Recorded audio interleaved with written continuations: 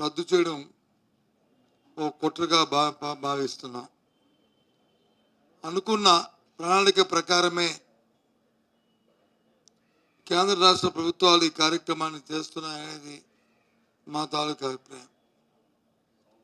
ఎట్టి పరిస్థితుల్లోనూ ఏ ఒక్క కార్మికుని కూడా తొలగించడానికి వీల్లేదు. ఏదైతే ఈ ప్రాంత ప్రజల తాలూకా మనోభావాలు ఉన్నాయో, విశాఖ ఉక్కు ఆంధ్రుల హక్కు అనే నినాదం ఏదైతే ఉందో, వాటితో పాటు అక్కడ పనిచేస్తున్న కార్మికుల తాలూకా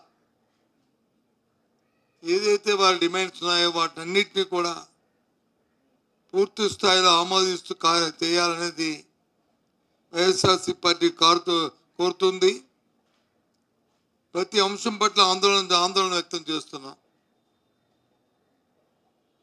పూర్తిగా ఏ ఒక్కరిని కూడా తొలగించడానికి